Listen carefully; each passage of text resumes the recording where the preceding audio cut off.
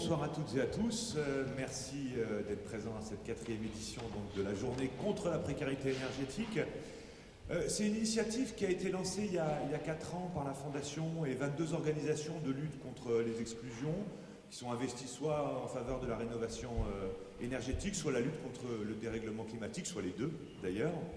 Et donc, chaque année, il s'agit, avec cette journée de lutte contre la précarité énergétique, de rappeler les difficultés vécues par les 12 millions de personnes confrontées à ce fléau, qui souffrent dans leur logement ou qui se ruinent pour s'en protéger, mais aussi de remettre le sujet au centre des préoccupations de la puissance publique et plus largement de la société. Donc c'est un rendez-vous pour ne pas oublier, pour avancer sur ce sujet important pour notre pays et nos concitoyens.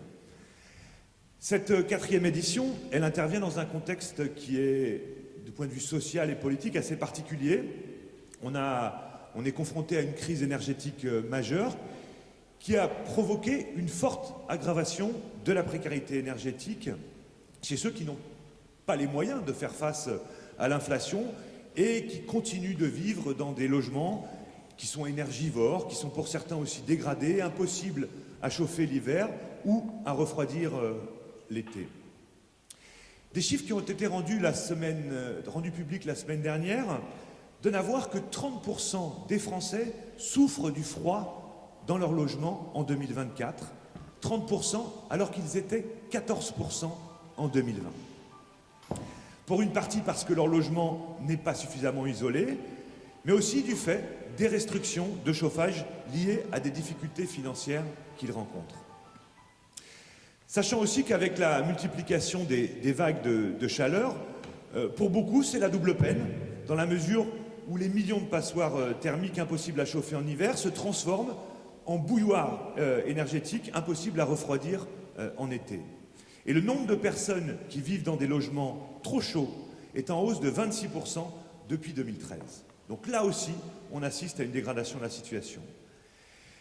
L'année passée aussi a été celle d'un record, triste record. Le nombre d'impayés d'énergie qui ont abouti, vous savez, à une coupure d'énergie ou à une réduction de puissance, a augmenté de 50% en un an et a concerné 1 million de ménages en 2023. Propriétaires ou locataires de passoires thermiques, en habitat individuel ou en immeuble collectif, eh bien les personnes qui subissent ces conditions de logement sont souvent prises au piège, nous on le voit très régulièrement à la Fondation, de dépenses contraintes devenues beaucoup trop lourdes pour elles, prix des loyers, de l'énergie, des transports, et qui peuvent les conduire, pour certains, à se priver sur leur alimentation, leurs soins, leurs loisirs et ceux de leurs enfants, avec des conséquences très importantes sur le bien-être, sur la santé et sur la vie de famille. Quand la pression est trop forte, de nombreux ménages renoncent à se chauffer.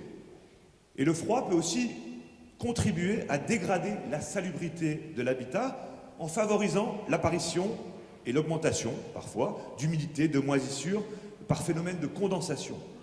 Avec toujours plus de conséquences sur la santé, puisque nous savons que les adultes et les enfants exposés souffrent davantage que les autres de migraines, de pathologies respiratoires et de dépression. Et ça fait un moment qu'on le sait, parce qu'on a pu établir des études comparatives qui montrent ces difficultés par rapport au reste de la population. Et puis aussi des chauffages inadaptés ou des installations électriques qui sont défectueuses peuvent provoquer une intoxication au monoxyde de carbone, surtout en cas de calfeutrage des ouvertures. En France, 30% de la surmortalité hivernale serait due à l'inefficacité énergétique des logements, soit un peu plus de 10 000 décès par an. Donc, la question est très sérieuse. Les 4,8 millions de passoires énergétiques que compte notre pays sont également à l'origine de un peu plus de 11% des émissions de gaz à effet de serre, participant par là même au dérèglement climatique, lequel impacte déjà les plus modestes qui subissent en quelque sorte une double peine, celle de la précarité et des conséquences du dérèglement climatique auxquelles ils contribuent pourtant moins que le reste de la population.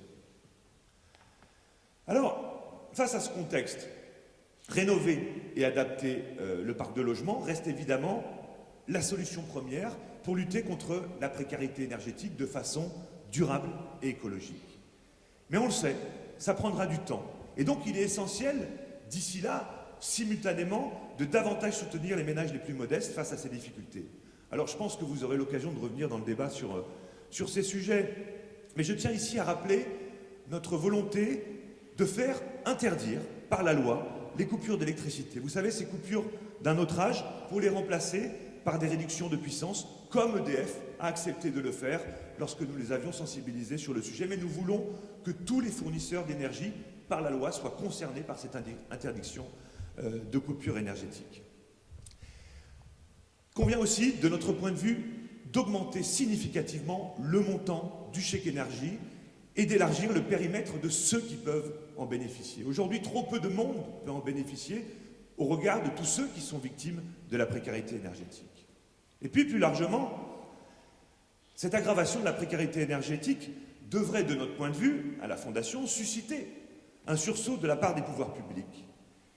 Mais ça n'est malheureusement pas ce à quoi nous assistons aujourd'hui.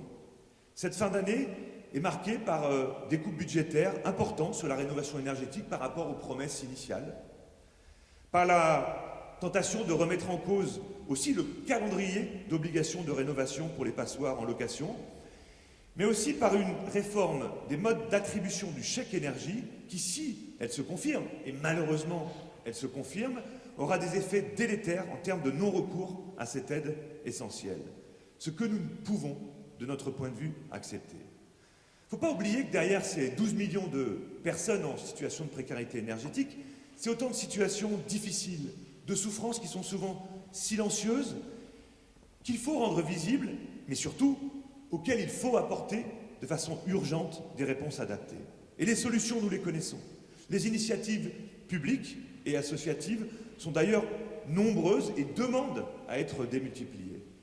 Il nous faut donc aujourd'hui mobiliser toutes les énergies pour faire connaître ces solutions au plus grand nombre, les faire adopter par les décideurs et la puissance publique locale et nationale. Et c'est là une des raisons d'être principales de cette journée contre la précarité énergétique.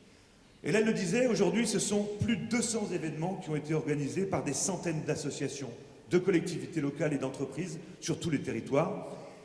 Et pour terminer cette ouverture, je tiens vraiment à les remercier, ainsi que tous ceux qui ont contribué à l'organisation de cette journée. Je vous souhaite un bon débat et je vous remercie pour votre attention.